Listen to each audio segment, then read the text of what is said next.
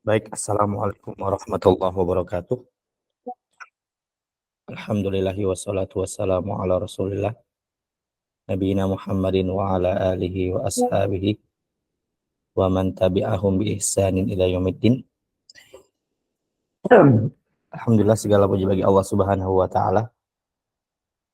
Berkat rahmat dan karunia-Nya kita masih dimudahkan oleh Allah Subhanahu wa taala untuk dapat melanjutkan pembelajaran kita hari ini, yaitu untuk menyempurnakan daurah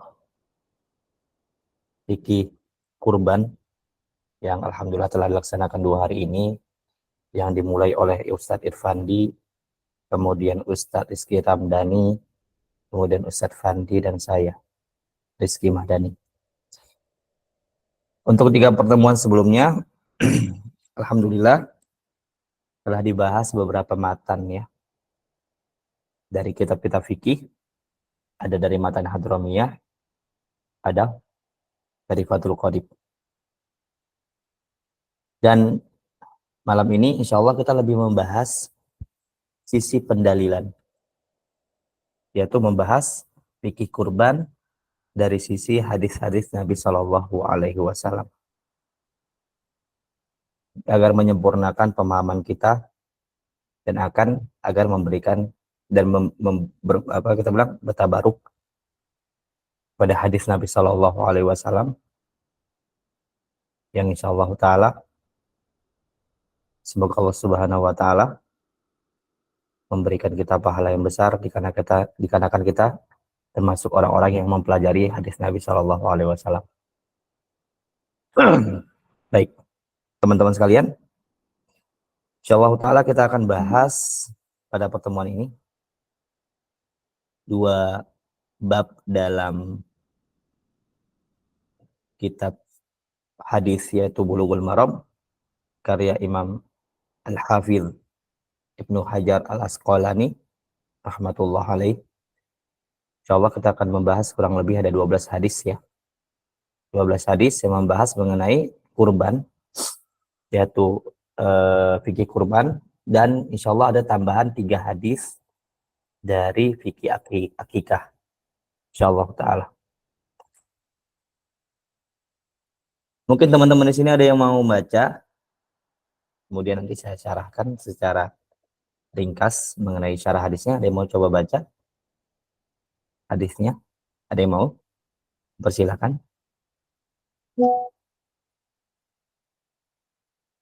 Oh, baik. Ada yang mau membaca hadisnya? Nanti saya syarahkan. Biasanya ada yang mau baca. Baik, jika tidak ada tidak masalah. Oh, silakan, Akh Musyafa. Tafadhal.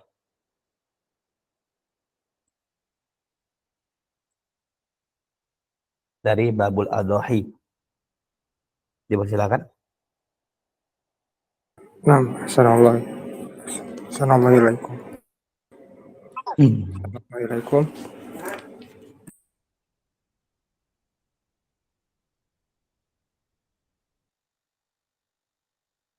Ya. Suaranya tidak keluar. Akh Musyafa.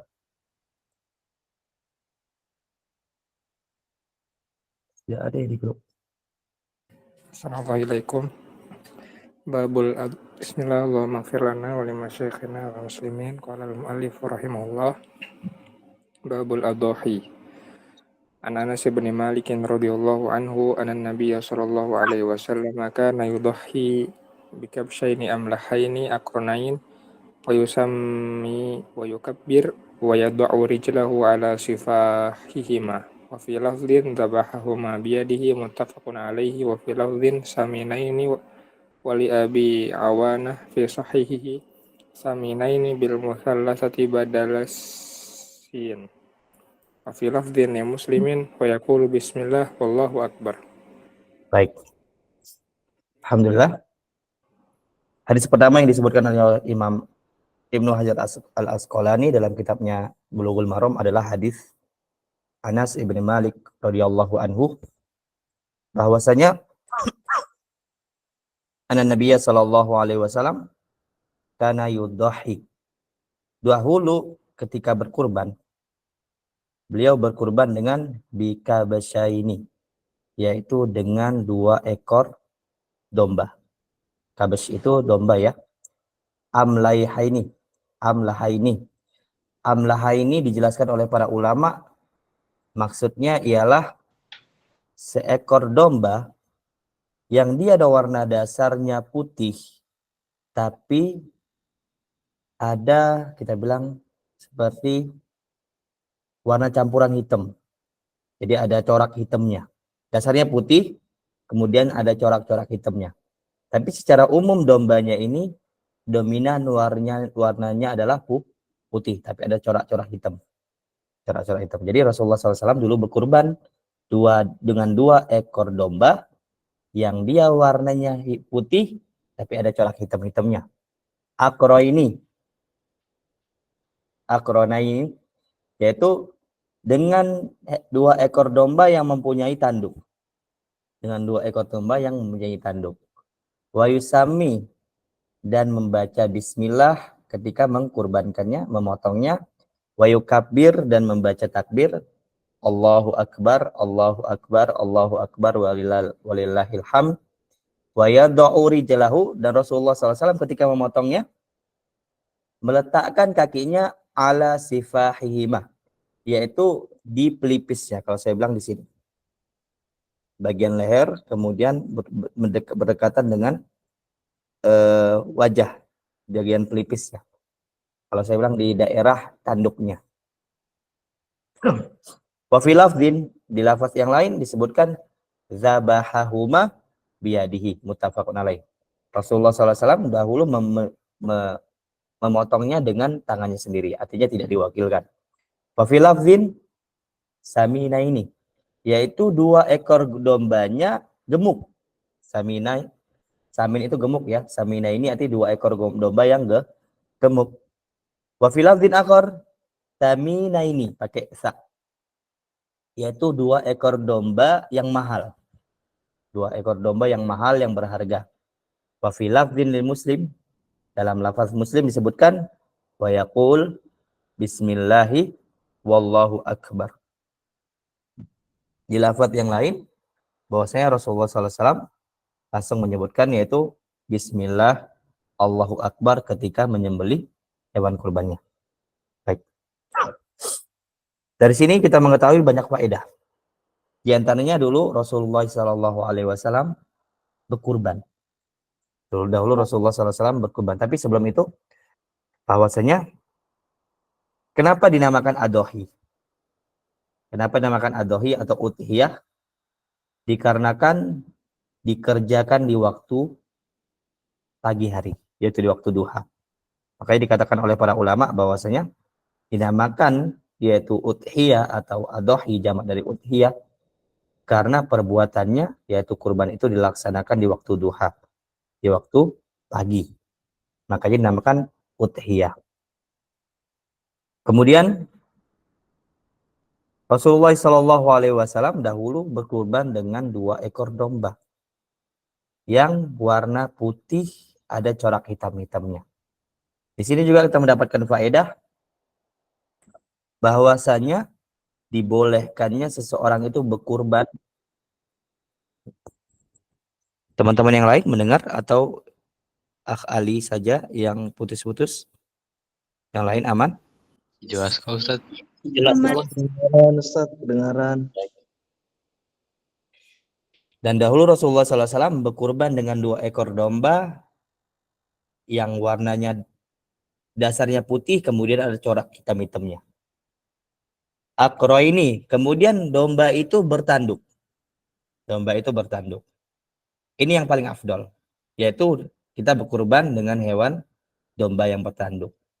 Apa hukumnya berkurban dengan hewan yang tidak bertanduk, yaitu domba tidak bertanduk? Hukumnya dibolehkan. Hukumnya dibolehkan. Kemudian jika tanduknya itu patah, maka itu dibolehkan dalam mazhab kita Syafi'iyah, dan ada beberapa mazhab yang melarangnya. Tapi di mazhab kita dibolehkan dengan hewan kurban kita, yaitu domba atau kambing kita, dengan tanduk yang patah itu dibolehkan. Tetap sah, tidak termasuk cacat yang membuat kurban itu terhalangi. Oke, lanjut. Kemudian yang paling afdol adalah hewan kurban itu berwarna putih, paling afdol. Dalam mazhab Syafi'i dipahami bahwasanya hewan kurban yang paling afdol itu warna putih, full, tanpa ada campuran. Kemudian setelah itu warna kita bilang kekuningan. Kemudian setelah itu warna putih dominan campur hitam. Artinya putihnya dominan, ada corak-corak hitam. Yang keempat, posisi yang keempat dominan masalah warna kurban, yaitu warna hitam semuanya. Dan semuanya itu dikurbankan dan boleh dikurbankan, tapi dari segi afdoliyah maka lebih afdol yaitu hewan kurban yang putih full, yaitu semuanya warna putih tanpa terkecuali. Wa yusammi, kemudian Rasulullah SAW ketika berkurban itu mengucapkan bismillah. Dalam lafaz ini disebutkan bahwasanya Rasulullah mengatakan kata bismillah. Itu adalah kadar mengucapkan bismillah, kadar minimal. Dibolehkan mengucapkan bismillah pakai ar-Rahman ar-Rahim. Boleh, bismillahirrahmanirrahim. Itu lebih afdal. Sebagai bentuk tambahan pujian kepada Allah Subhanahu wa taala. Kemudian wa yukabbir, dan mengucapkan takbir ketika menyembelih, yaitu mengucapkan Allahu Akbar. Itu dibolehkan. Kadar minimal kesunahannya dibolehkan mengucapkan Allahu Akbar. Dan lebih afdal mengucapkan 3 kali takbir dan sekali hamdalah. Jadi Allahu Akbar, Allahu Akbar, Allahu Akbar, walillahil hamd. Walillahil hamd. Baik. Kemudian wa yad'u rijalahu ala sifahihima. Kemudian dulu Rasulullah itu ketika berkorban membaringkan hewan kurbannya di lantai dan menghadap kiri hewan kurbannya. Kemudian beliau dari sisi belakangnya hewan kurban. Sisi belakangnya hewan kurban, kemudian memegang, kita bilang menahan kepalanya, bukan kepalanya langsung tapi bagian belakangnya ya. Bagian belakang hewan kurbannya dengan kakinya. Kemudian menyembelihnya. Dan Rasulullah menyembelihnya dua hewan kurban ini disembelih oleh Rasulullah SAW langsung. Karena disebutkan di sini zabahahuma biyadi, yaitu menyembelihnya dengan tangan sendiri. Di sini segi afdoliyah maka lebih paling afdol adalah menyembelih hewan kurban dengan sendiri, tangan kita sendiri, yaitu kita menyembelihnya sendiri dengan tangan kita sendiri. Dan dibolehkan mewakilkannya, itu dibolehkan, mewakilkan penyembelihan hewan kurban dibolehkan. Baik. Kemudian di sini disebutkan wa filafin samina ini, yaitu 2 dombanya gemuk. Nah, ini yang afdal. Dari segi daging, maka yang paling utama adalah hewan kurban yang paling besar dagingnya dan paling banyak dagingnya itu lebih afdal. Jadi kalau ada hewan kurban yang Masya Allah besar banget, itu afdal daripada hewan kurban yang masuk kadar minimal kurban yang bisa dikurbankan. Wa fi lafdhin akhar tamina ini, yaitu 2 hewan kurban yang mahal. Beberapa ulama memberikan ta'liq masalah ini bahwasanya tambahan di sini salah ya. Mudraj, tambahan dari perawi yang kurang tepat. Jadi yang tepat adalah lafaz samina ini, 2 hewan domba ini yang gemuk, bukan yang mahal maksudnya. Yang mahal tidak melazimkan gemuk, tapi yang gemuk biasanya mahal. Mahal. Baik. Wa fi lafdhin li Muslim, dalam lafaz Muslim yang lain disebutkan wa yaqul bismillahirrahmanirrahim. Baik. Pertama, hadis ini secara umum memberikan kita motivasi, kita bilang anjuran untuk berkurban. Yaitu dari unta secara umum, walaupun belum disebuti unta di sini, tapi unta, sapi, domba dan kambing. Dan ini berdasarkan firman Allah Subhanahu wa taala, fasholli li rabbika wanhar, maka salatlah kepada Tuhanmu dan menyembelihlah. Kemudian menyembelih ini juga merupakan sunnahnya Nabi Ibrahim alaihissalatu wassalam, karena Nabi Ibrahim dulu diperintahkan oleh Allah Subhanahu wa taala melalui mimpinya untuk menyembelih anaknya. anaknya. Wallahu taala a'lam. Dan di sini juga diberikan hukum bahwasanya menyembelih hewan kurban itu disunahkan membaca bismillah. Disunahkan membaca bismillah dalam mazhab Syafi'i, membaca bismillah ketika memotong hewan kurban hukumnya sunnah. Adapun mazhab yang lain ada yang menganggap wajib. Jadi kalau ada yang mengatakan wajib kita bisa santai, tapi dalam mazhab kita Syafi'iyah menganggap baca bismillah itu dihukumi sunnah, disunnah. Ada yang mengatakan wajib dari firman Allah Subhanahu wa taala, wala ta'kulu mimma lam yuzkarismullahi alaihi wa innahu lafisq. Janganlah makan dari sesuatu yang tidak disebutkan padanya nama Allah, karena hal itu merupakan kefasikan. Wallahu taala alam. Baik. Kita lanjut hadis selanjutnya. Ini di kitab-kitab yang lain dipisah ya hadisnya dua ini. Dipisah antara hadis yang dari Anas dan hadis Aisyah dipisah. Silakan baca Akh Musyafa.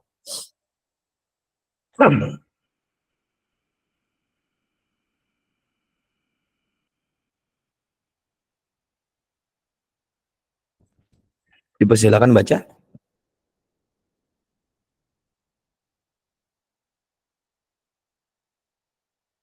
Baik, saya baca kalau emang lagi ada alam.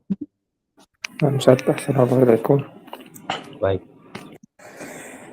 Walahu min hadis Aisyah radhiyallahu anha amara bi kabshin aqrana yata'u fi sawadin wa yabruku fi sawadin wa yanzuru fi sawadin liyudhiya bihi faqala ishhadhi al-mudiyah.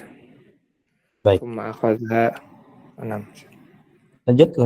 Thumma akhadhaha fa'adja'ahu thumma dhabahahu wa qala bismillah Allahumma taqabbal min Muhammadin wa ali Muhammadin wa min ummati Muhammadin.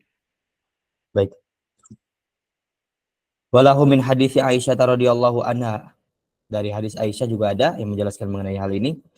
Amara bi kabshin aqran. Ya ta'u fi sawadin. Rasulullah SAW memerintahkan untuk menyembelih domba yang mempunyai tanduk. Ya ta'u fi sawadin. Yaitu bagian bawahnya itu warna hitam. Waya beruku bis fi sawadin. Dan bagian depannya untuk menderam itu warna hitam. Wayanzuru fi sawadin. Dan bagian matanya berwarna hitam. Bukan matanya warna hitam, tapi bagian matanya. Jadi ada di sini ada hitamnya di kulitnya. Jadi warna dominannya putih, tapi ada beberapa bagian warna hitam. Liyudhiya bihi. Agar dijadikan kurban hewan tersebut. Faqala Rasulullah SAW, maka berkata Rasulullah SAW kepada Aisyah, ishhadil mudiyah. Tajamkanlah pisau. Mudiyah itu pisau ya, sikin. Ishhazi itu tajamkanlah Aisyah pisau. Tsumma akhadhaha, kemudian Rasulullah SAW mengambil pisau itu. Fa'at ja'ahu, maka Rasulullah SAW membaringkan hewan kurbannya itu. Tsumma zabahahu, kemudian menyembelihnya. Wa qala bismillahi Allahumma taqabbal min Muhammadin wa ali Muhammadin wa min ummati Muhammadin. Maka Rasulullah ketika menyembelihnya mengatakan bismillahirrahmanirrahim.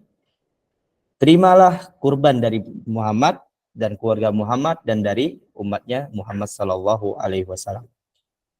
Di sini juga menjelaskan bahwasanya sama seperti yang tadi, yaitu Rasulullah sallallahu alaihi wasallam berkurban dengan yaitu domba yang warna dominannya adalah hitam putih tapi ada corak-corak hitamnya. Dan di sini juga kita diberikan tarbiyah dari Rasulullah SAW bahwasanya kita disuruh untuk mentajamkan pisau. Agar apa? Agar mengurangi sakitnya hewan kurban ketika disembelih. Kemudian di sini juga kita mendapatkan faedah bahwasanya Rasulullah SAW ketika menyembelih kurbannya itu kita bilang ditidurin, bukan tidur beneran, tapi dibuat dia tergeletak. Gak boleh dikurbankan dalam keadaan berdiri, nggak boleh. Nggak boleh dikurbankan dalam keadaan berdiri. Akan tetapi dikurbankan dalam keadaan tergeletak. Hukumnya sunnah. Kalaupun emang dikurbankan dalam keadaan berdiri, hukumnya makruh, nggak sampai ke haram. Hukumnya makruh. Ataupun juga dilarang juga secara makruh, dia itu dipotong dalam keadaan menderem, yaitu dalam keadaan kita bilang lagi duduk lah, kita bilang lagi duduk dengan keempat kakinya, itu dimakruhkan dikurbankan seperti itu.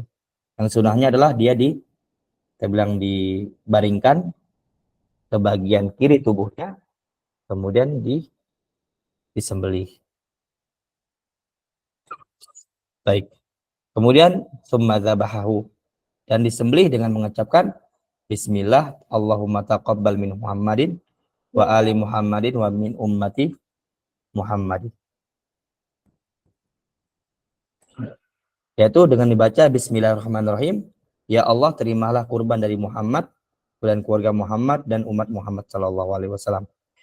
Beberapa ulama memberikan komentar dalam hadis ini, ada sedikit takdim wa ta'khir, yaitu hadisnya seakan-akan ada yang maklub kebalik. Yaitu seakan-akan di hadis ini disebutkan bahwasanya Rasulullah SAW menyembelihnya dulu baru mengucapkan Bismillah. Tidak. Yang benar adalah Rasulullah SAW menyembelihnya, kemudian ketika menyembelih sambil mengucapkan Bismillahirrahmanirrahim. Jadi hadis ini, kalau kata itu summa dzabahahu, kemudian Rasulullah setelah menyembelihnya waqalah, dan kemudian mengatakan, enggak. Lebih tepat yaitu kata para ulama maksudnya adalah Rasulullah SAW itu menyembelihnya dalam keadaan sambil membaca Bismillahi Allahumma taqabbal min Muhammadin wa ali Muhammadin wa min ummati Muhammadin. Baik. Secara lengkap ulama Syafi'iyah memberikan bacaannya, yaitu dengan Bismillahirrahmanirrahim. Kemudian disunahkan bersalawat kepada Nabi Sallallahu Alaihi Wasallam, dan ini adalah nas dari Imam Syafi'i. Imam Syafi'i mensunahkan ketika mengkurbankan atau memotong hewan kurban kita membaca salawat. Allahumma sholli ala Sayyidina Muhammad wa ala ali Sayyidina Muhammad. Kemudian membaca takbir. Allahu Akbar, Allahu Akbar, Allahu Akbar 3 kali, kemudian walillahil hamd. Kemudian terakhir membaca Allahumma hadhihi minka wa ilaika fataqabbal minni. Baru sambil potong semuanya itu. Jadi bacaan lengkapnya sudah itu. Pertama Bismillah, kemudian salawat, kemudian membaca takbir dan tahmid yaitu walillahil hamd, kemudian baca Allahumma minka wa ilaika, Allahumma minka wa ilaika fataqabbal minni. Kalau di sini kan fataqabbal min Muhammadin. Kalau kita kan untuk pribadi fataqabbal minni, maka terimalah kurban dariku.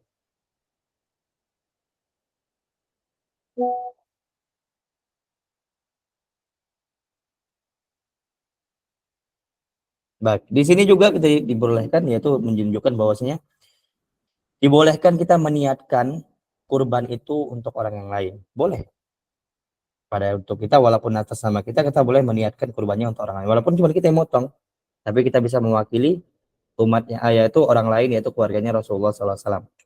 Dan di sini juga dicukupkan, yaitu karena kurban itu hukumnya dalam mazhab Syafi'i adalah sunnah kifayah, maka satu keluarga itu cukup satu saja dan tidak diwajibkan keluarga yang lain. Bukan diwajibkan, tidak disunahkan untuk keluarga yang lain untuk kurban juga selain kepala keluarganya atau salah satu keluarganya. Sudah masuk ke sunnah kifayah. Sunnah kifayah.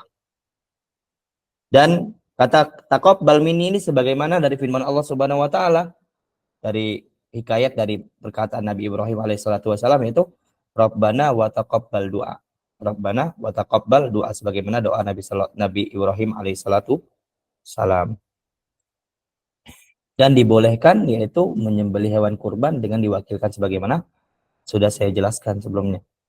Dan beberapa ulama memberikan faedah juga bahwasanya paling utama itu hewan kurban yaitu adalah unta dari segi banyaknya dagingnya. Yang kedua adalah sapi, yang ketiga adalah domba, kemudian yang keempat adalah kambing kacang. Kita bilang kambing yang kecil lah, kita bilang nggak besar-besar banget. Tuh dia. Tapi kalau dia emang kambingnya lebih besar daripada domba, maka lebih utama kambing. Karena yang dicari adalah banyaknya daging. Tapi dari segi kualitas daging, maka lebih utama domba daripada kambing. Domba daripada kambing. Baik. Wallahu ta'ala alam. Kita lanjutkan hadis ketiga.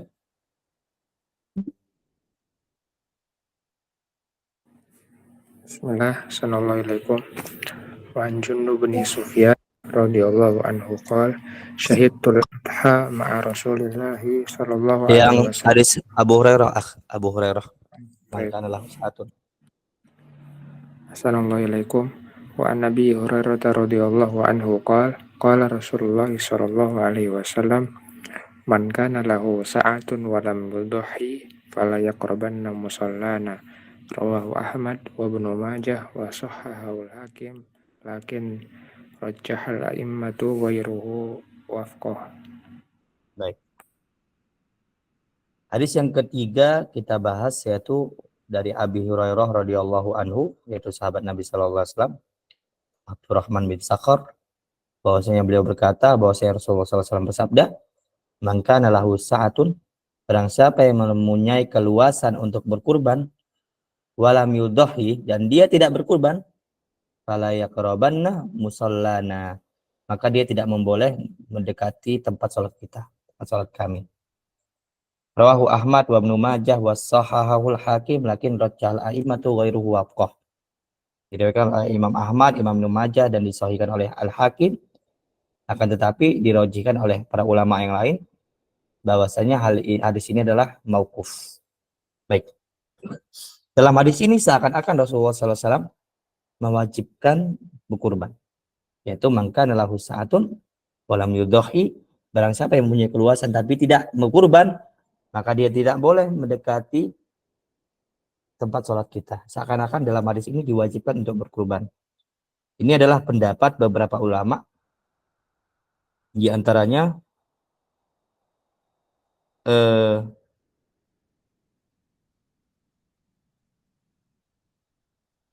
yang mengatakan wajib ialah Imam Abu Hanifah, seingat saya ya. Imam Abu Hanifah menganggap berkurban ini hukumnya wajib. Imam Abu Hanifah, Laits, Al-Auza'i berpendapat bahwasanya berkurban hukumnya wajib. Berkurban hukumnya wajib ala man kana ma'ahu sa'atun, bagi siapa yang mempunyai keluasan dalam rezekinya, diwajibkan baginya kurban. Adapun menurut jumhur ulama, maka hukum kurban inilah sunnah muakkad. Karena hadis ini tidak dipahami secara zahirnya, yaitu seakan-akan Rasulullah menggugat keras orang-orang yang tidak berkurban. Dalam hadis lain disebutkan bahwa Rasulullah mengatakan, idza daqalatil ashrah fa arada ahadukum an yudhiya fala ya'khudh min sya'rihi wala basyarihi syai'an. Barang siapa yang apabila sudah masuk 10 malam terakhir, 10 malam awal Zulhijjah, kemudian dia ingin berkurban, maka hendaknya lah dia tidak memotong kuku dan yang lainnya, rambutnya dan semisalnya. Nah, dalam hadis ini Rasulullah SAW menyebutkan kata al-iradah. Jika suatu hukum dita'lik, yaitu dihubungkan dengan kata iradah, yaitu dengan kata kemauan, maka itu menunjukkan sesuatu yang enggak wajib. Dalam hadis lain juga kata-kata dibawakan bahwa Rasulullah SAW mengatakan, salasun hunna alayya fardun wa alaikum tatawwu. 3 hal yang bagi aku itu wajib, yaitu bagi saya itu wajib, yaitu bagi Rasulullah SAW wajib, dan bagi kalian itu sunnah. Di antaranya disebutkan Rasulullah SAW adalah al-udhiyah, yaitu berkurban. Itu di antaranya. Jadi hadisnya ini tidak dipahami secara zahirnya, tapi ada hadis lain yang menunjukkan hadisnya ini tidak menunjukkan wajib. Jadi hukumnya dibawa ke sunnah oleh jumhur ulama, dan ada beberapa ulama menganggap wajib, di antaranya Imam Abu Hanifah, Al-Auza'i, sama Laits berdalil dengan hadis ini, dan di antara dalilnya itu juga adalah firman Allah Subhanahu wa taala, "Fasholli li rabbika wanhar." Fasholli li rabbika wanhar. Wallahu taala alam. Dan hadis ini dipahami juga oleh beberapa ulama hadis, hadisnya mauquf. Jadi tidak semerta-merta dari perkataan Rasulullah SAW, akan tetapi berasal dari buah pikir atau perkataan dari sahabat yang mulia, yaitu Abu Hurairah radhiyallahu anhu. Jadi hadisnya mauquf, dihukum mauquf, tidak marfu. Jadi hadis mauquf itu hadis yang disandarkan kepada sahabat, yang sebenarnya bukan perkataan Rasulullah SAW. Allah taala alam. Lanjut,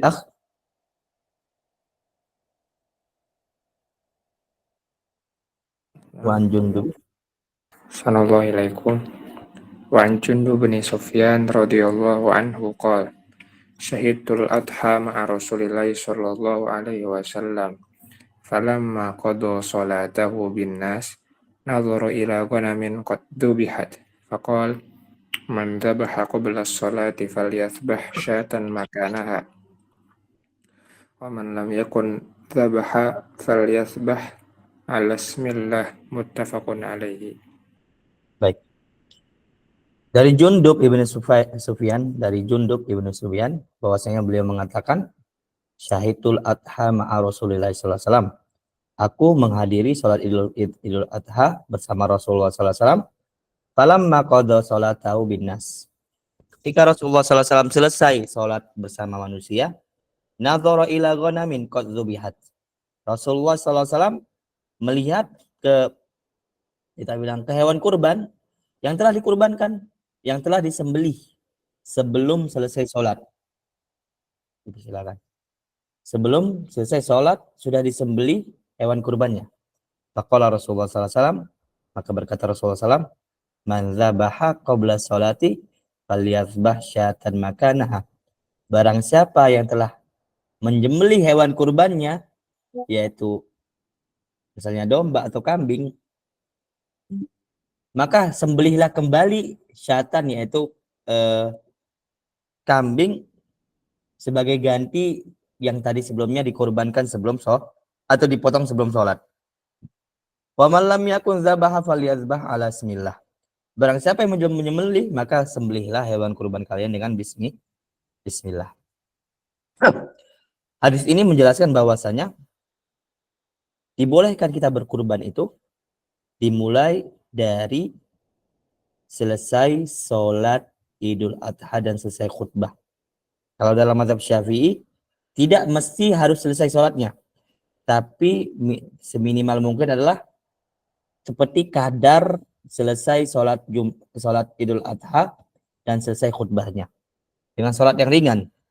Misalkan kalau khutbah minimal banget 5 menit, minimal banget misalnya 5 menit, dan sholat minimal banget yang 2 rakaat itu 2 menit, maka seakan-akan setelah masuk waktu, yaitu untuk sholat Idul Adha, kemudian ada jelang waktu 10 menit setelah itu dia berkurban dan dipotong kurbannya, maka itu sah hewan kurbannya dalam mazhab Syafi'i. Tidak mengharuskan harus beneran selesai orang yang khutbah, selesai orang yang sholat, enggak.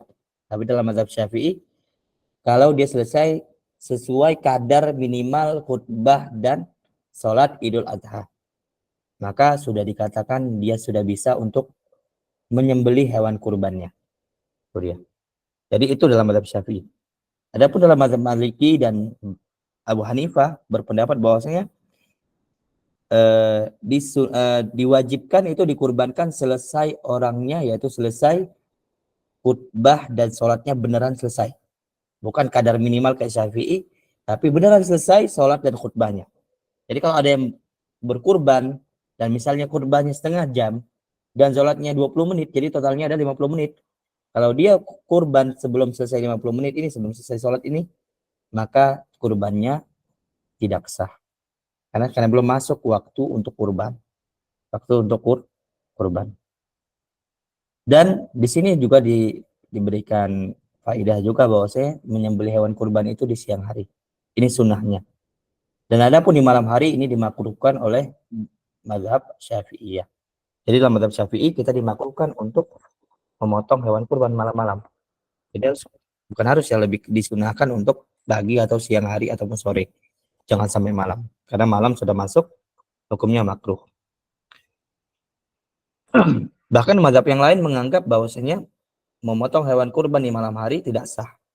Memotong hewan kurban di malam hari tidak sah. Jadi untuk amannya jangan melakukannya di malam hari. Baik. Dan di sini juga secara tidak langsung menjelaskan bahwasanya waktu pemotongan hewan kurban itu ada 4 hari. Pertama 1 hari Idul Adha, yang kedua adalah 3 hari Ayyamut Tasyrik. Jadi totalnya 4 hari.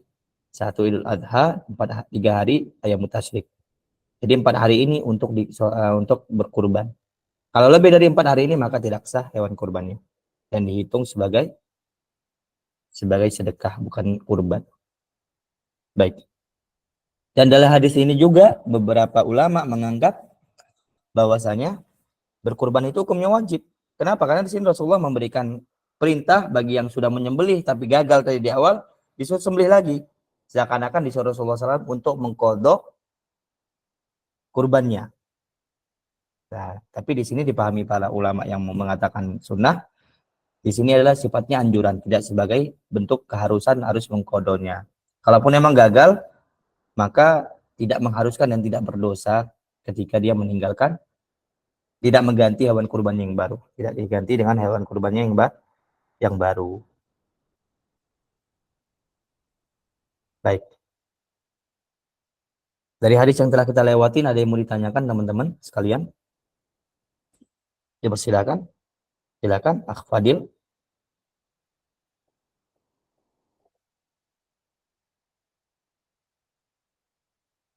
Ya, dipersilakan.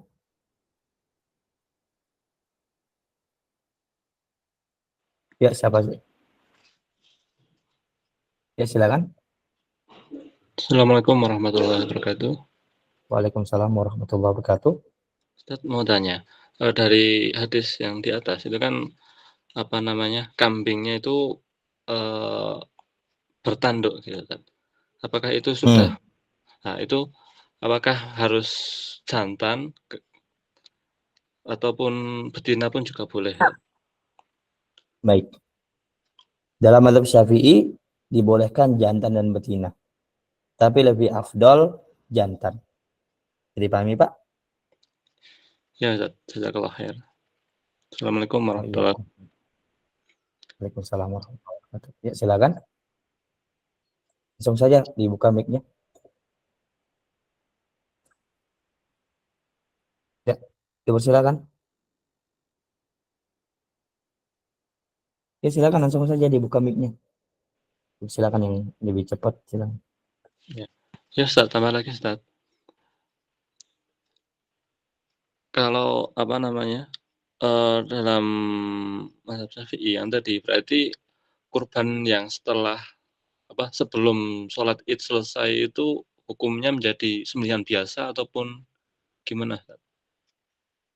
Nah, yang dipahami dalam mazhab Syafi'i yaitu kadar sholat dan khutbah.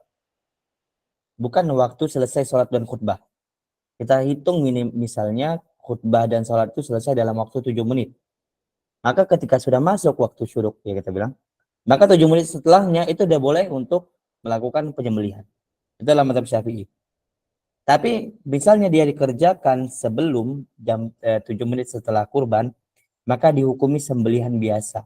Bukan bangkai, tapi dihukumi sembelihan biasa dan tidak dihukumi sebagai hewan kurban. Bisa dipahami, Pak?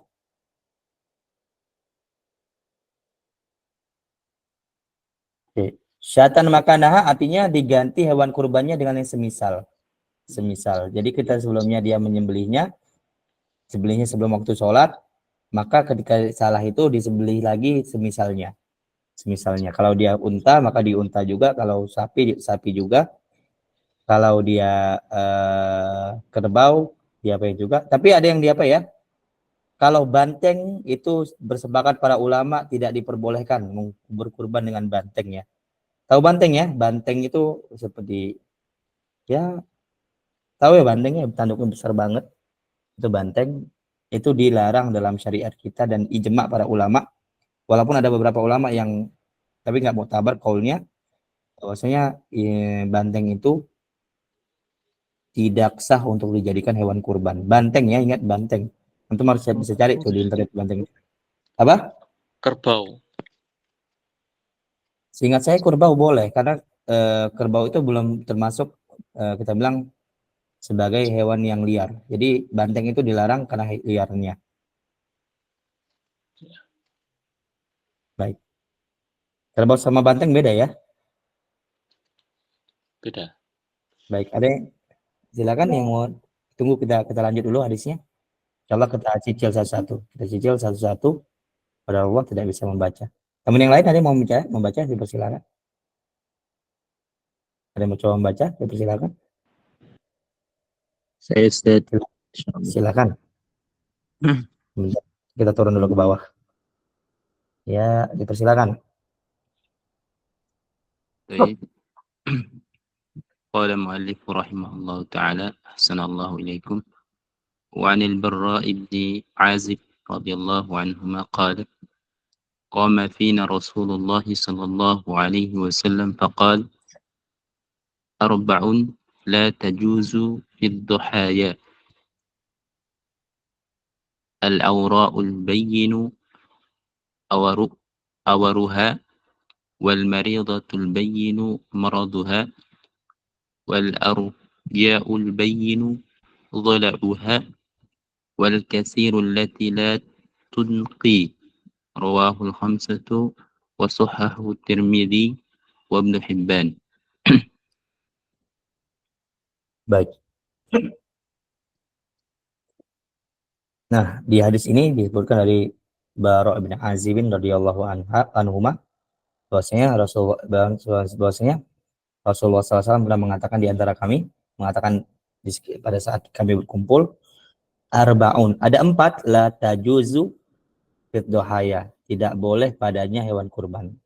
Maksudnya ada 4 hal aib yang tidak boleh padanya pada hewan kurban. Konsekuensinya yaitu tidak sahnya kurban. Tidak sahnya kurban tersebut. Yang pertama, al-aura'u al-bayyinu awaruha. Yaitu hewan yang dia buta sebelah. Yang butanya beneran buta. Beneran buta, maka itu tidak boleh dijadikan hewan kurban. Yang buta sebelah saja tidak boleh dijadikan hewan kurban. Konon lagi yang dua-duanya buta, maka lebih utama tidak bisa dijadikan hewan kurban. Jadi pakai mafhum muwafaqah. Kemudian itu ketika matanya buta. Adapun ketika matanya rabun artinya misalnya min 5 misalnya, nggak sampai buta, maka masih sah untuk dijadikan hewan kurban. Ketika buta maka nggak sah, tapi ketika rabun maka tetap sah. Misalnya kita dapat di matanya ada katarak, dan ketika jalan dia masih bisa melihat jalan, maka itu masih bisa dijadikan hewan kurban. Tuh. Yang kedua adalah wal maridatu al bayyinu maraduha, dan hewan yang dia sakit dan jelas sakitnya, maka juga nggak sah dijadikan hewan kurban. Dan sakit di sini adalah sakit yang mengakibatkan kurangnya kualitas daging. Misalnya hewannya sakit demam atau muntah-muntah. Hal seperti itu menjadikan kualitas dagingnya menurun, maka hal itu tidak sah dijadikan hewan kurban. Kemudian misalnya kudisan, tapi kudisnya seluruh tubuh, maka itu juga tidak bisa dijadikan hewan kurban. Ataupun memar-memar badannya, itu juga tidak bisa dijadikan hewan kurban. Akan tetapi kalau penyakitnya sedikit, misalnya dia puyeng-puyeng sedikit, bukan puyeng banget ya, ataupun dia cuman batuk-batuk, saya nggak tahu ya, emang ada kambing yang batuk, misalnya batuk, ataupun dia pilek-pilek sedikit, ya, kemudian ya seperti itu, yang dia sakitnya sedikit saja, nggak sampai menjadikannya sakit parah, maka itu masih dibolehkan. Adapun kambing gila, tahu kambing gila atau hewan gila itu tanda-tandanya diantaranya adalah ketika di kandang dia tuh keliling-keliling nggak jelas. Itu tanda-tanda hewan yang gila. Maka ketika hewan gila seperti itu, maka itu tidak sah juga dikurbankan. Kemudian kalau hewan yang giginya ompong seluruhnya, satu pun giginya nggak ada, maka itu juga tidak sah dikurbankan. Kalaupun giginya hilang sebagian dikarenakan suatu perkara, maka itu masih sah untuk dijadikan hewan kurban. Panjang banget ya penjelasannya, tapi nggak masalah. Wal arja'u al-bayinu dhola'uha. Kemudian pincang yang dia jelas pincangnya, maka itu juga menjadikan sebab tidak sahnya dijadikan hewan kurban. Akan tetapi kalau dia pincangnya sementara, misalnya kesemutan, macam manusia kan, pincangnya kesemutan gara-gara banyak duduk kambingnya, kemudian pincang ketika dia dikurbankan, tapi sebelumnya dia nggak pincang, tapi karena kebanyakan duduk dia jadi pincang, itu masih dimaafkan. Karena dia cuma kesemutan doang. Kesemutan doang. Ataupun dia nggak bisa berdiri sementara doang. Dikarenakan baru laga kepala sama kaki kambing lain, kaki dia berlaga dengan kepala kambing yang lain. Kalau dia masih bisa berdiri setelah itu, maka masih dianggap masih bisa dijadikan kurban. Wal kasiru allati la tunqi. Dan patahnya kaki hewan kurban yang dia, kita bilang, sampai hilang sumsumnya, sampai nggak ada lagi sumsumnya, atau sampai nampak tulangnya, itu juga tidak bisa dijadikan hewan kurban. Ini yang 4 ini, yang besar ini disepakati oleh para ulama itu tidak dibolehkan dijadikan hewan kurban. Sebagai faedah tambahan, mazhab Zahiri membatasi hanya 4 tempat ini saja. Adapun jumhur ulama menganggap bahwasanya hal ini bisa dikiaskan kepada penyakit-penyakit yang lain yang dapat merusak kualitas daging dari hewan kurban. Baik, saya tambahkan, misalnya hewannya punya bermasalah dalam kelaminnya. Misalnya kalau kelamin laki-laki atau jantan itu, kalau dia putus kelaminnya, maka masih bisa digunakan untuk hewan kurban. Ataupun yang betina ketika kelaminnya itu bersatu atau tidak ada tidak ada lubangnya, maka itu juga masih bisa dijadikan hewan kurban. Masih bisa dijadikan hewan kurban. Ataupun kambingnya mandul, maka itu juga masih bisa dijadikan hewan kurban. Apalagi misalnya, saya juga lupa ya, banyak lagi misalnya. Di antara seperti itu, intinya kalau dia mengurangi kualitas daging, maka itu tidak bisa dijadikan hewan kurban. Tapi kalau tetap pada kualitas dagingnya, maka tetap bisa dijadikan hewan kurban. Wallahu ta'ala a'lam. Apa Ustaz, kalau bulunya hilang sebagian Ustaz? Bulunya hilang sebagian. Wallahu a'lam, saya nggak ingat ya. Mungkin nanti bisa dijapri saya pribadi nggak ingat kalau bulu hilang sebagian ya. Tapi intinya kalau dia bulunya hilang dikarenakan ketidaksengajaan, misalnya emang dari lahir bulunya nggak ada, itu dibolehkan. Tapi kalau bulunya hilang dikarenakan cacat, maksudnya dikarenakan hilang tiba-tiba rontok itu tanpa penyakit dan lainnya, itu saya lupa. Lebih nggak ingat kayaknya. Ciri hewan gila untuk membedakan sapi kambing gila gimana Ustaz? Wallahu alam, kalau boleh ditanya kepada dokter hewan. Saya pribadi cuman membaca beberapa, di antara cirinya itu hewannya keliling-keliling di kandang. Tawaf sendiri dia. Itu biasanya tanda-tandanya. Tapi kalau mau lebih tahu, mungkin tanya ke dokter hewan, karena saya bukan dokter hewan. Baik, kita lanjut.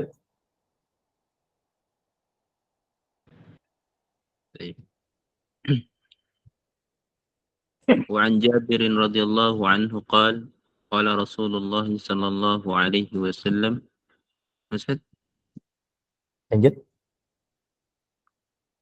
قال رسول الله صلى الله عليه وسلم لا تذبحوا إلا مسنة إلا أن يعصر عليكم فتذبحوا جذعة من الضأن رواه مسلم.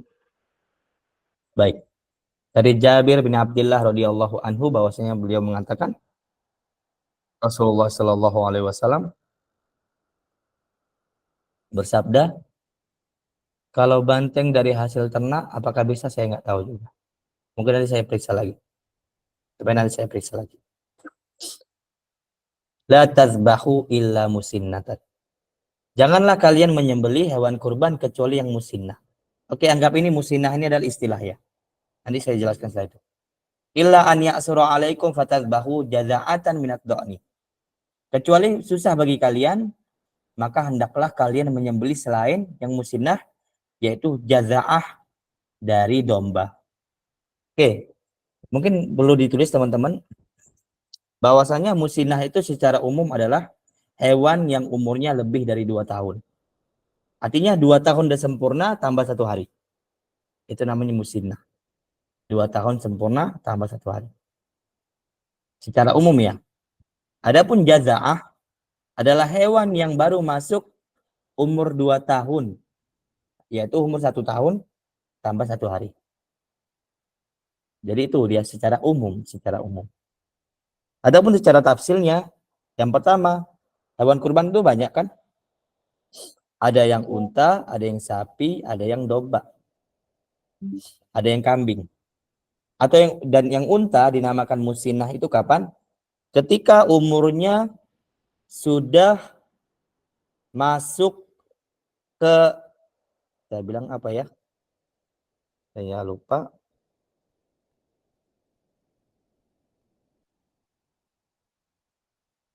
Baik.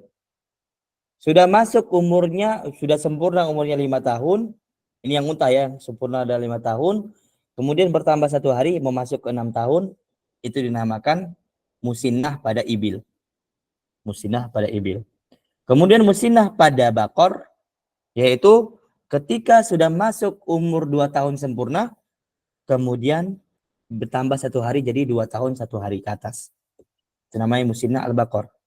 Begitu juga kambing dinamakan musinnah itu juga ketika 2 tahun lebih 1 hari. Jadi 2 tahun plus 1 hari. Dinamakan musinnah. Adapun domba dinamakan musinnah juga sama, yaitu 2 tahun plus 1 hari. Jadi 2 tahun dan 1 hari seterusnya itu dinamakan musinnah. Kemudian di sini Rasulullah SAW memerintahkan kita untuk menyembelih, yaitu hewan-hewan tadi yang musinnah yang umurnya lebih dari 2 tahun. Kalau si unta harus lebih dari 5 tahun. Kecuali kalau kita susah, maka Rasulullah SAW memberikan kita rukhsah, yaitu agar kita menyembelih jazaah dari do'on. Do'on itu domba ya, yaitu domba yang berumur 1 tahun lebih. Artinya 1 tahun plus 1 hari. Maka itu dinamakan jazaah. Baik. Jumhur ulama bahkan ada klaim ijma' bahwasanya yang dibolehkan memakai hewan kurban yang 1 tahun ke atas itu, yaitu 1 tahun tambah 1 hari sebelum sampai 2 tahun, itu hanya dibolehkan pada domba saja. Adapun selain domba, yaitu unta, kemudian sapi, kemudian kambing, maka tidak diperbolehkan. Hanya domba saja, yaitu 1 tahun plus 1 hari. Adapun selain itu harus di atas 2 tahun. Harus di atas 2 tahun. Itu dia. Jadi hal itu harus diperhatikan teman-teman ketika menyembelih hewan kurban. Kurban. Maka dikatakan oleh para ulama al-hadis tasrihun bi annahu la yajuzu al-jaza'u min ghairi dhani fi halin minal ahwal wa hadza mujma'un alaih. Dan ini disepakati oleh para ulama bahwasanya tidak diperbolehkan menyembelih yang jazaah ya umur kurbannya itu 1 tahun ke atas, di bawah 2 tahun, itu tidak boleh kecuali domba. Kalau selain domba maka tidak sah kurbannya. Tidak sah kurbannya.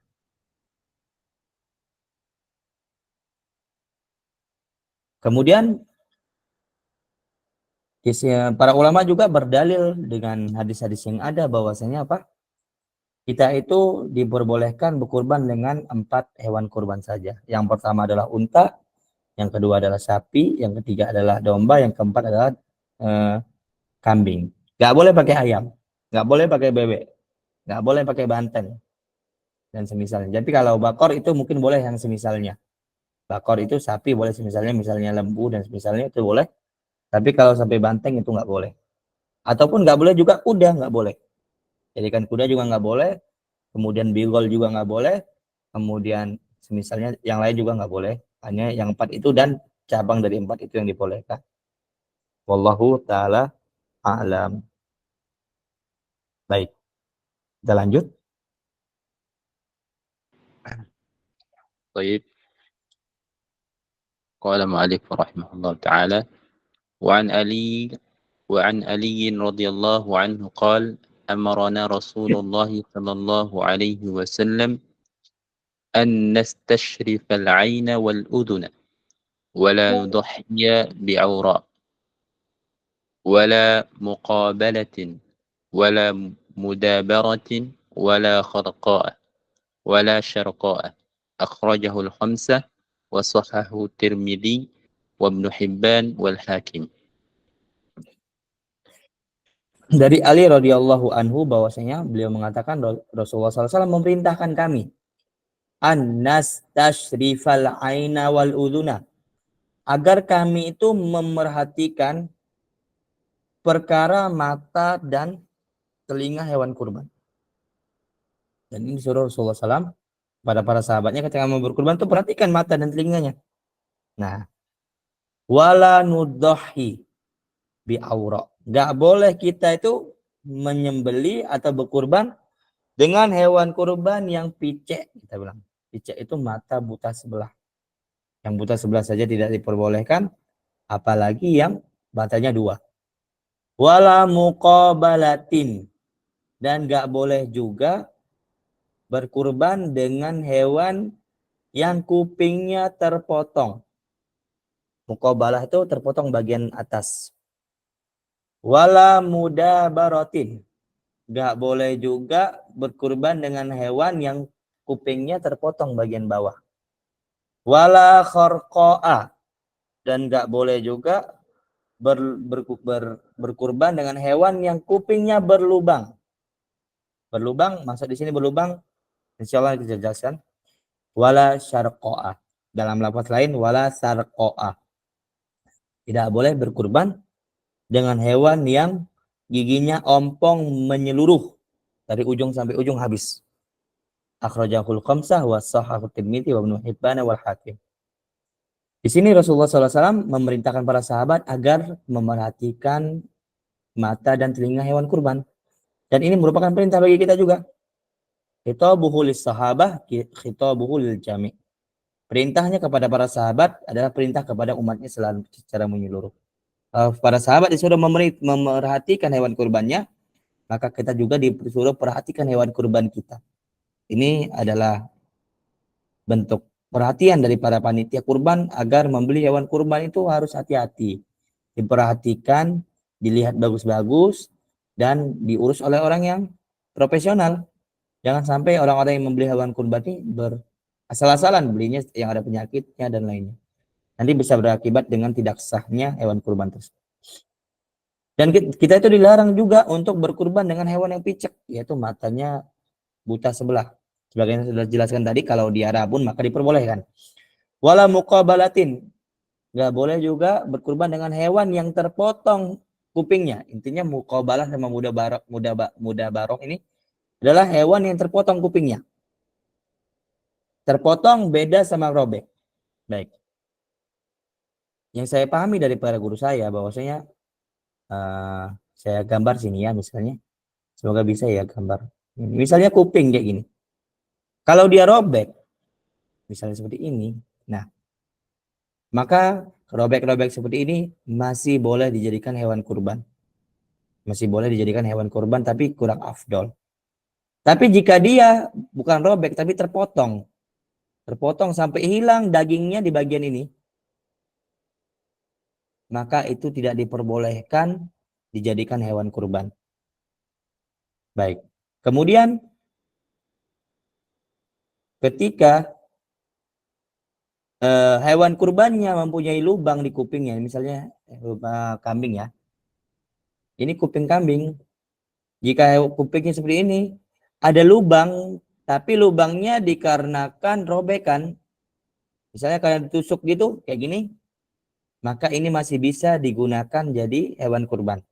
Tapi jika dia berlubang dengan dihilangkan, yaitu kita bilang apa ya, dihilangkan dagingnya, misalnya seperti ini, maaf ya saya gambar gini, kemudian dihilangkan di sini dagingnya dengan dihilangkan daging yang tengah-tengah ini, bukan dirobek ya, tapi dihilangkan daging yang tengah ini, maka ini tidak bisa dijadikan hewan kurban.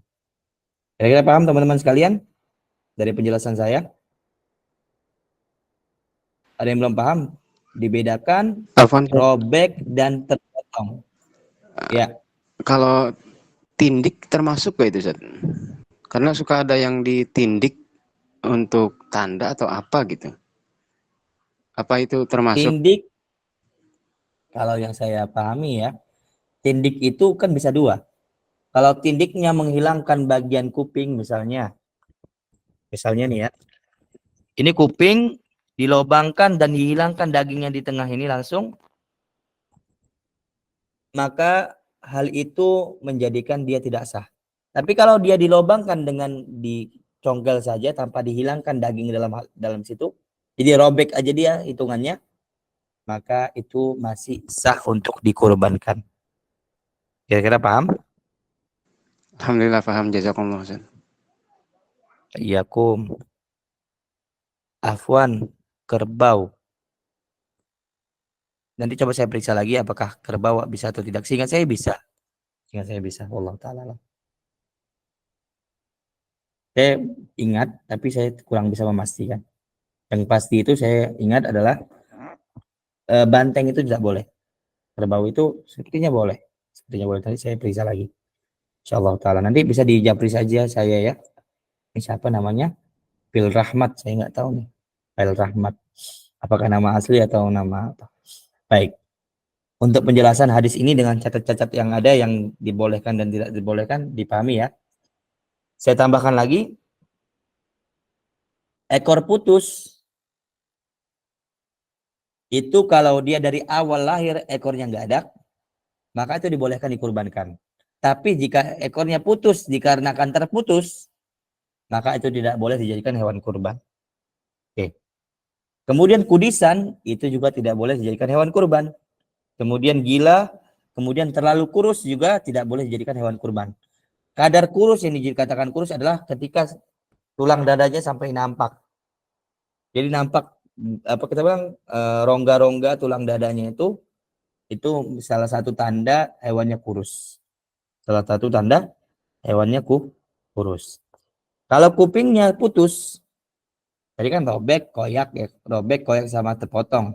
Kalau terpotong semuanya, maka itu tidak diperbolehkan untuk dijadikan hewan kurban. Wallahu ta'ala alam. Baik. Afwan Ustaz, Ya. saya mau memperjelas saja Ustaz. Tadi sempat disampaikan kalau yang dari lahir itu enggak apa-apa ya Ustaz. Misalnya buta dari lahir. Enggak, saya nggak bilang buta dari lahir boleh. Saya hanya bilang ekor putus dari lahir boleh. Oh, hanya khusus jadi untuk ekor putus. Kalau di ekor putus, gigi ompong dari lahir itu dibolehkan. Tapi kalau dia gigi ompong dikarenakan suatu sebab atau ekor putus dikarenakan suatu sebab, maka nggak boleh. Kalau buta dari awal, maka tetap nggak boleh. Bisa dipahami? Oh ya, Oke, kita lanjut. Masya Allah. Baca hadisnya, silakan. Terakhir ini, enggak, dua lagi. وعن علي بن أبي طالب رضي الله عنه قال أمرني النبي صلى الله عليه وسلم أن أقوم على بدنه وأن أقسم لحومها وجلودها وجلالها على المساكين ولا أعطي في جزارتها منها شيئا متفق عليه. Baik. Dari Ali bin Abi Thalib radhiyallahu anhu bahwasanya Rasulullah SAW memerintahkan kami agar an aku ma'ala budani. Kami diperintahkan, atau kalau dalam lafaz lain itu kami diperintahkan, dalam hadis ini dikatakan aku diperintahkan agar mengurus hewan kurban. Ala budani itu artinya hewan kurban ya, nggak mengharuskan unta, walaupun kata dasar budenah itu adalah unta, tapi dipahami budenah itu masuk kepadanya yutlaq ala al-hayawanil ukhra, yaitu minal adhahi, yaitu dari sapi, unta, kambing, dan domba. Jadi kita baca di sini seakan-akan Rasulullah SAW memerintahkan kita untuk mengurus hewan kurban, wa an aqsima luhumaha, agar aku itu membagi-bagikan daging-daging hewan kurban itu, wal juludaha wajilalaha al masakin, kulit dan bagian yang lainnya itu kepada orang-orang miskin. Wala u'tiya fi jizaratiha min hasyai'an, dan aku dilarang untuk memberikan bagian apapun dari hewan kurban itu kepada tukang jagalnya sebagai bentuk upah. Sebagai bentuk upah dilarang. Baik, dari hadis ini Rasulullah SAW memberikan panduan kepada kita bahwasanya dibolehkan kita itu bekerja sama untuk mengurus hewan kurban. Itu dibolehkan. Nggak mengharuskan antum punya hewan kurban ngurusin sampai awal sampai akhir. Nggak. Dibolehkan kita saling punya tugas untuk mengurus hewan kurban. Karena Rasulullah pernah berkurban dengan, bukan berkurban, mengurus hewan kurban, 60 hewan kurban Rasulullah yang sendiri yang motong. Sisanya para sahabat. Jadi bagi-bagi tugas sama para sahabat yang lain. Dan di sini Ali diperintahkan agar membagikan daging-dagingnya, kulit-kulitnya, dan bagian lainnya kepada orang-orang miskin. Nah, di sini disyaratkan adalah harus ada bagian diberikan kepada orang miskin. Harus ada bagian diberikan kepada orang miskin. Dan yang diberikan adalah berupa yang mentah. Dan dibolehkan juga yang masak, tapi harus ada bagian yang mentahnya. Tapi tidak boleh bagian masak semuanya. Misalnya antum memberikan rendang langsung itu nggak boleh. Tapi kalau antum memberikan rendang kemudian diberikan yang mentah, maka diperbolehkan. Baik. Dan bagi orang miskinnya diperbolehkan menggunakan daging itu dengan apa saja yang dia mau. Misalnya mau dijualnya kembali juga boleh. Bagi orang miskin, maksudnya telah sampai kepadanya, misalnya saya orang miskin, saya dapat daging kurban, saya jual itu boleh sama orang miskin itu. Boleh sama orang miskin itu. Mungkin ada keperluan ataupun mau dihibahkannya kepada orang lain juga boleh. Wala u'tiya fi jizaratiha min hasyai'an, dan nggak boleh diberikan upah tukang jagal, tukang potong atau panitia kurbannya itu dari hasil kurbannya itu nggak boleh. Nggak boleh. Dan dihukumnya di sini adalah diharamkan. Baik.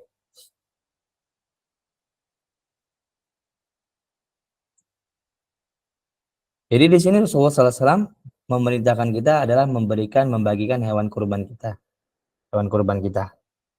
Normalnya ialah diberikan sepertiga kepada orang miskin, sepertiga kita makan, dan sepertiga kepada orang yang lain yang tidak miskin. Ya, benar.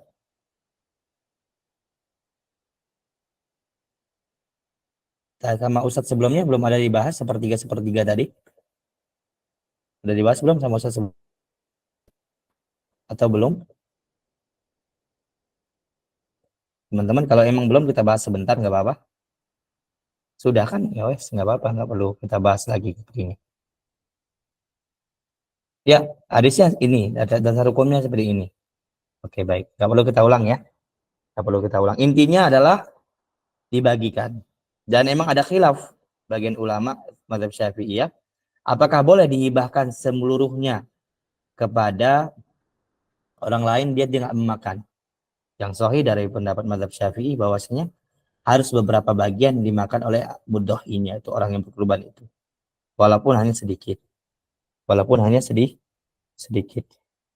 Baik. Kemudian sebagaimana dijelaskan Ustadz Irfan di dalam grup chat ya, bahwasanya kalau kita mau memberikan kepada panitia bagian berlebih, maka itu harus izin dulu kepada mudhohinya, yaitu orang yang berkurbannya. Gak boleh kita membuat misalnya di pamfletnya harga 2 juta, tapi nggak dijelaskan di situ masuk bagian panitia, masuk upah, nggak dijelaskan dan lainnya, tidak dibolehkan. Harus dijelaskan. Karena nanti dipahami oleh masyarakat yang berkurban itu harga kambingnya 2 juta. Tapi sebenarnya dibelikan cuma 1.500.000 untuk upah, itu nggak bagus. Kemudian ketika mau diberikan atau mau makan bareng dari hewan kurban itu untuk panitia, maka harus minta keriduan dulu kepada mudhohinya. Bilang kepada mudhohinya, orang yang berkurban itu, bolehkah beberapa bagian hewan kurban ini kita jadikan makan bareng?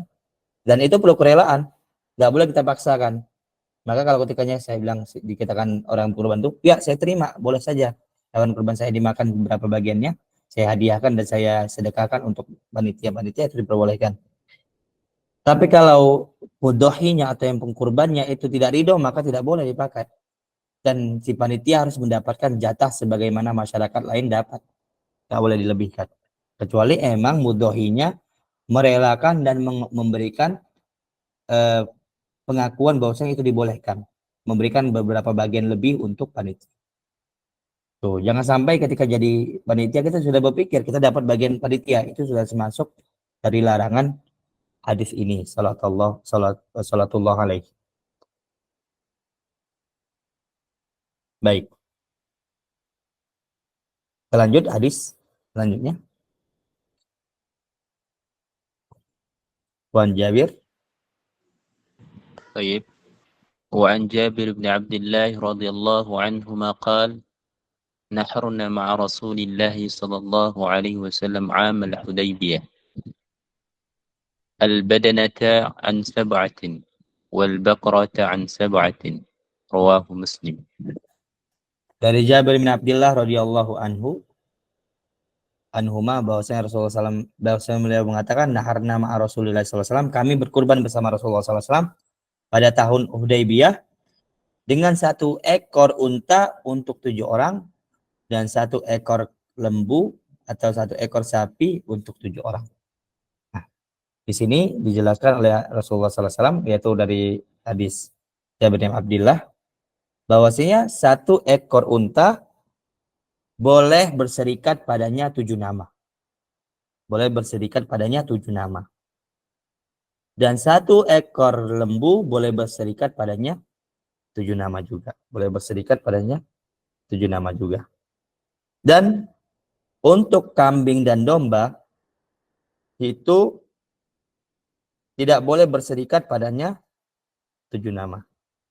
Harus 1 kambing 1 orang, 1 unta 1 orang.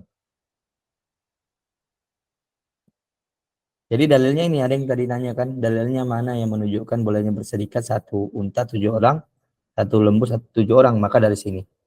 Dari sini. Baik.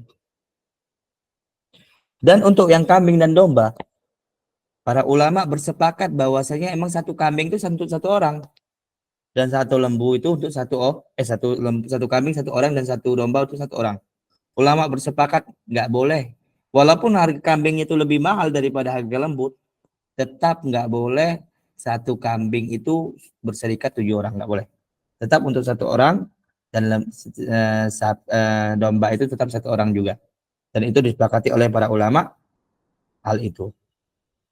Adapun sapi dan unta maka berserikat dengan 7 orang. Baik. Dan di antara faedahnya juga di sini bentuk angkanya adalah bentuk ta'abudi. Maksudnya ta'abudi apa kita nggak tahu. Kenapa Allah Subhanahu wa taala dan Rasulnya membatasi 7 orang? Kita nggak tahu. Itu kembali kepada ilmu Allah Subhanahu wa taala dan kita hanya mengikuti apa yang diperintahkan Allah dan Rasulnya. Allah dan Rasulnya. Seakan-akan di sini 1 lembu atau 1 unta itu seperti 7 bagian dari kambing. Kalau dihitung-hitung kurang lebih sama karena harga 1 kambing biasanya kan 3 juta. Kalau 7 kambing 21 juta. Ya kan? Begitu juga harga lembu kurang lebih seperti itu juga. Harga lembu juga seperti itu juga. Wallahu taala alam. Ini mau dilanjut ke akikah atau mau kita sudahin? Dibolehkan. Kalau mau disudahi nggak masalah. Lanjut, Ustaz.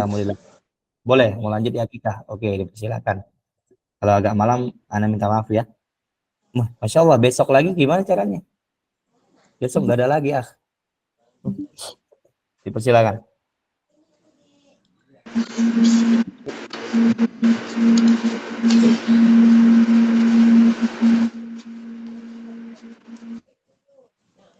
Ya, Bismillahirrahmanirrahim. Ya, Bismillahirrahmanirrahim. Babul Aqiqah. An Ibnu Abbas radhiyallahu taala anhuma anna Nabiyya sallallahu alaihi wasallam aqqa anil Hasan wal Husain kabshan. Rawahu Abu Dawud wa sahahahu Ibnu Huzaimah wa Ibnul Jarud wa Abdul Haq, lakin rajjaha Abu Hatim irsalahu. Baik. Wa Ya, lanjut. Wa akhraja Ibnu Hibban min hadisin Anas radhiyallahu taala anhu nahwahu. Baik. Hadis pertama dari Ibnu Abbas radhiyallahu anhuma, bahwasanya Rasulullah SAW dahulu, yaitu Rasulullah SAW akikah itu akikah ya, mengakikahkan Hasan dan Husain dengan satu domba maksudnya. Kabasyan artinya satu domba untuk Hasan, satu domba untuk Husain. Nah, baik. Dalam riwayat lain disebutkan kabasyaini. Dalam riwayat yang lain disebutkan kabasyaini, yaitu dengan dua domba. Nah, hadis ini menunjukkan bahwasanya disyariatkannya akikah dalam Islam. Dan hukumnya menurut jumhur ulama ialah sunnah. Tidak wajib.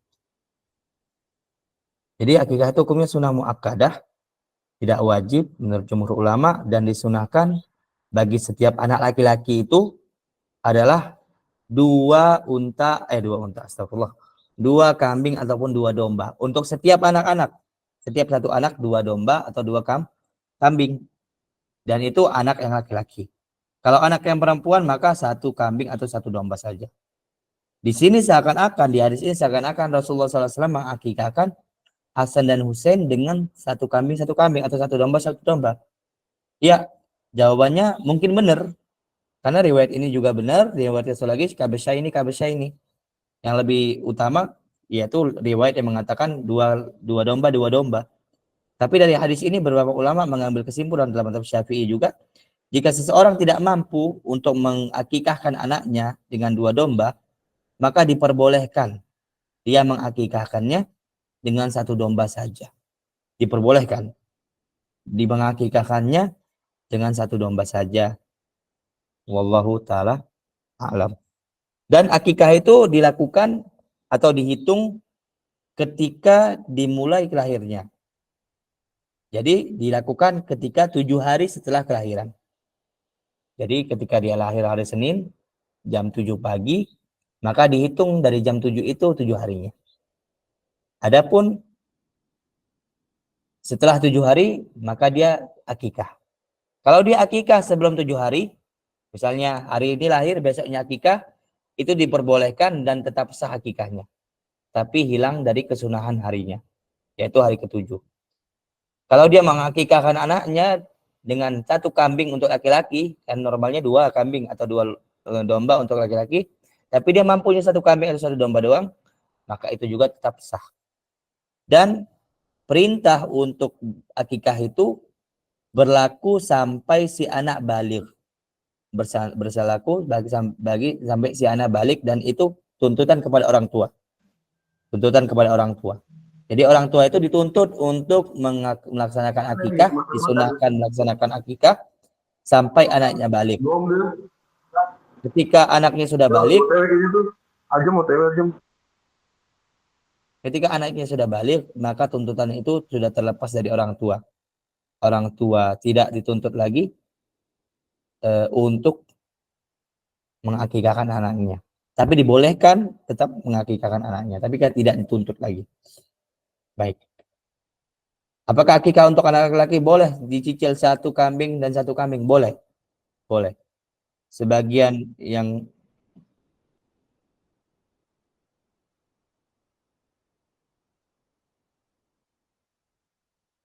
boleh ya dicicil satu kambing, tapi beberapa ulama menghitung kambing yang kedua itu tidak akikah. Tapi kambing pertama akikah, kambing kedua tetap sedekah namanya. Kurban biasa. Kemudian kelamin dombanya bebas, tapi lebih utama adalah kambing atau domba, yaitu jantan ya. Domba jantan lebih utama daripada domba betina. Artinya tidak mesti orang tua yang mengakikahkannya, Ustaz. Perintah untuk mengakikahkan itu kena kepada orang tua. dan itu sampai balik. Kalau sudah balik maka perintah itu dicabut. Tetap dibolehkan melakukan akikahnya tapi tidak ditekankan lagi. Tidak ditekankan lagi. Dan itu anak boleh mengakikahkan dirinya sendiri jika mau. Wallahu ta'ala alam. Kita lanjutkan. Takutnya kemalaman. Coba silakan. Wa an Aisyah radhiyallahu ta'ala anhumah anna Rasulullah sallallahu alaihi wasallam amarahum ayyu aqqa 'anil gulam syatani mukafa'atani wa 'anil jariyati syatun rawahu at-Tirmizi wa sahahahu wa akhrajal Baik. khamsah an ummi Lanjut. Kurzin al-Ka'biyati radhiyallahu ta'ala anhuma nahwahu. Lanjut lagi. Lanjut. An Samurata. Wa an Samurata radhiyallahu ta'ala anhu anna Rasulullah sallallahu alaihi wasallam qala kullu gulamin murtahanun bi aqiqatihi yudbahu anhu yauma sabi'ihi wa yuhlaqu wa yusamma rawahu al-khamsah wa sahahahu at-Tirmizi. Baik. Termasuk hadis kedua dari akikah bahwasanya dari Aisyah radhiyallahu anha bahwasanya Rasulullah sallallahu alaihi wasallam memerintahkan para sahabat agar mereka mengakikahkan untuk anak laki-laki mereka 2 kambing yang semisal, artinya 1 kambing yang semisal, dan mengakikahkan untuk anak laki-laki mereka, anak perempuan mereka 1 kambing saja. Rawahu Tirmidzi wa shahahu. Di sini Rasulullah SAW memberikan perintah bahwasanya 1 laki-laki itu akikahnya dengan 2 hewan, yaitu hewan kambing ataupun domba. Dua-duanya harus semisal. Semisalnya kalau tidak semisal gimana? Misalnya 1 kambing, 1 domba, maka tetap sah hewan kurbannya. Ataupun 1 mahal, harga 10 juta, 1 harga 2 juta, tetap sah juga hewan kurbannya. Jadi perintah di sini hukumnya adalah sunnah. Tidak dihukumi harus sama percis sama warnanya, kagak. Tapi disunahkan itu yaitu semisal, 2 hal ini semisal. Kalaupun ada yang lebih mahal nggak apa-apa, tetap dikena kesunahan tapi kurang afdol. Dia harus, kalau mau dapat afdolnya yang sempurna yaitu 2 kambing ini atau 2 domba ini semisal. Maksudnya sama-sama gemuk, sama-sama sehat banget, sama-sama mulus dan lainnya. Dan untuk anak perempuan 1 saja. Dan seperti sebagaimana saya jelaskan bahwa saya untuk anak laki-laki kalau tidak mampu kita mengakikahkannya dengan 2 kambing sekaligus, maka boleh dengan 1 kambing saja. Dan ketika si anak tidak diakikahkan sampai balik, maka tuntutan kepada orang tuanya untuk mengakikahkannya sudah selesai dan dibolehkan untuk orang anak itu mengakikahkan dirinya sendiri sebagai bentuk mengejar kesunahan dari Nabi Shallallahu Alaihi Wasallam dari yang pernah lewat padanya. Dibolehkan.